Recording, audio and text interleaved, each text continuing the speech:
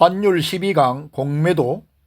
오늘은 지난 시간 환율 11강에서 인위적 환율 방어의 효과에 유무를 봄으로써 환율 상승을 인위적으로 개입하여 방어했지만 실패한 조금 특이한 사례로서 1992년 영국 파운드화의 가치 절하, 즉 파운드화 환율 상승을 막고 파운드화 가치를 절상시켜 환율을 하락시켜야 하는 영국 정부 입장에 이에 반하는 헤지펀드 조지 소로스가 공매도를 통한 파운드화 가치 하락, 즉 파운드화 환율 상승에 베팅하고 무차별 공매도 공격을 하여 영국 정부를 굴복시키고 막대한 이익을 취한 소로스와 그로 인한 영국 파운드화 환율 방어가 실패로 돌아간 얘기를 하고자 하는 순서입니다. 그런데 이 얘기를 하려면 공매도에 관한 이해가 있어야 전반적인 내용을 제대로 알 것 같습니다. 그래서 오늘은 다음 편의 예비 학습으로 공매도에 관한 얘기를 해보겠습니다. 공매도가 뭘까요? 한자로 빌공입니다. 비어있다, 없어요. 공매도는 없는 것을 매도, 즉 판다라는 뜻입니다. 그러니까 내가 갖고 있지 않은 것을 판다 이겁니다. 도둑놈인가요? 봉이 김설날도 아니고 하여튼 경제학적 측면에서는 어떤 의미가 있습니다. 그래서 공매도란 내가 소유하지 않은 자산, 즉 주식이나 채권, 외환 등을 높은 가격에 빌려서 즉시 팔고 이후에 가격이 하락하면 같은 자산을 다시 사서 되갚는 구조입니다.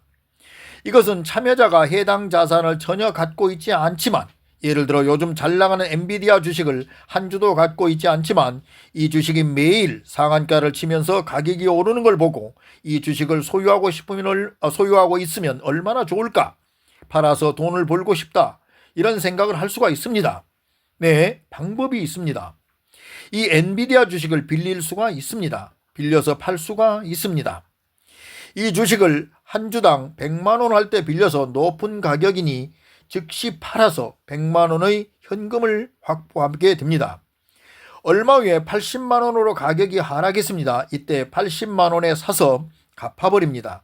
그러면 이 사람은 20만 원의 차익을 실현한 것이 됩니다. 이런 제도를 공매도 제도라고 합니다.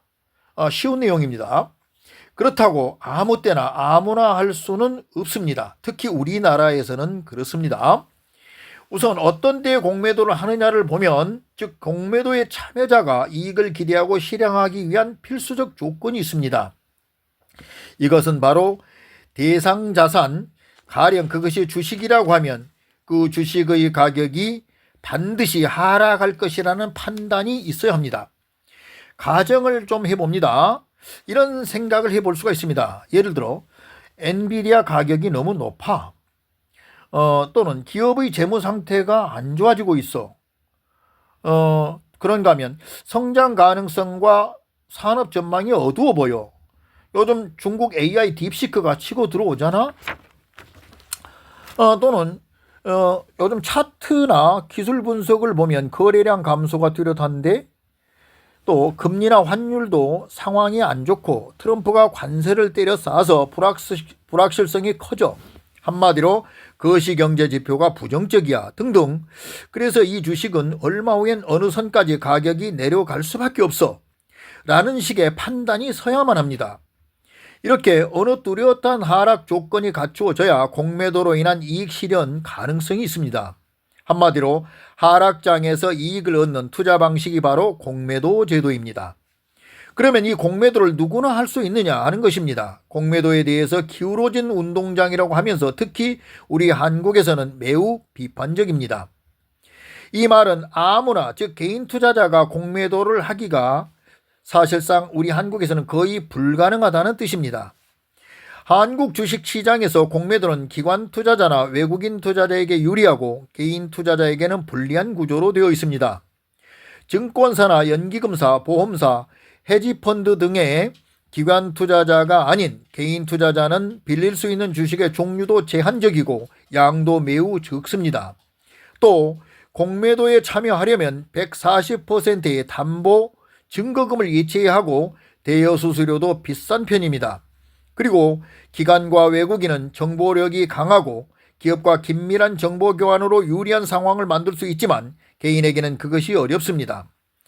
불법 공매도에 대한 처벌도 기관과 외국인에게는 외국인에게는 솜방망이 쳐버리지만 개인 투자자에게는 규제 자체가 매우 강합니다.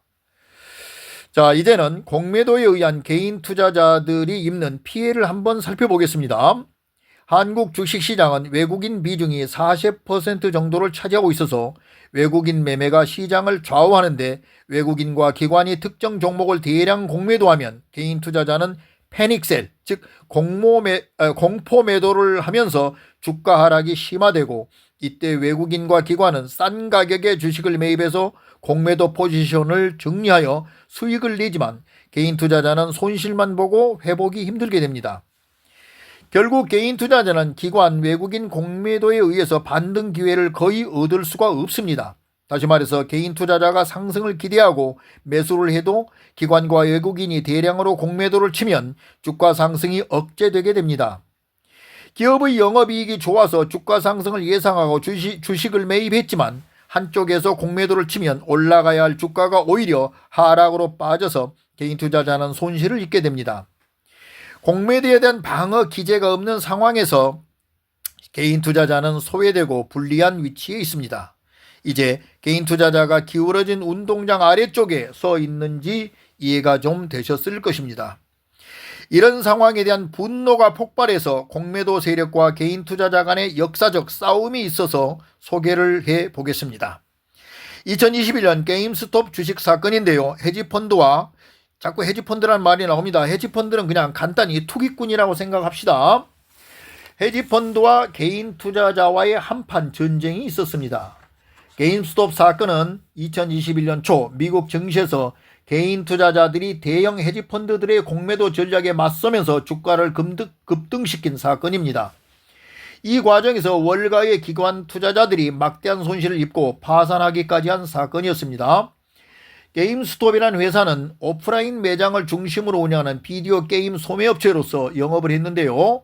온라인 쇼핑 확산과 디지털 다운로드 증가로 매출이 감소하고 적자가 지속되어 파산 가능성이 큰 기업이었습니다. 주가 하락이 뻔한 상태였죠. 헤지펀드사들의 대량 공매도 비율이 140%를 넘어가면서 주가 하락을 기정사실화하고 있었습니다. 여기서 140%라 하면 실제 시장에 존재하는 주식이 1만 주라고 할 때에 공매도가 반복되면서 유통되는 주식은 1만 4천 주로서 매도 물량이 너무 많아서 주가 하락이 매우 뻔하다는 뜻입니다. 이런 무지막지한 공매도에 분노한 개인 투자자들이 한 온라인 인터넷 커뮤니티에서 게임스톱 공매도를 비판하는 글들이 확산되면서 헤지펀드의 탐욕을 응징하자며 개인 투자자들이 뜻을 모아 집단적으로 게임스톱 주식을 매수합니다. 그러자 게임스톱 주가가 뛰기 시작합니다.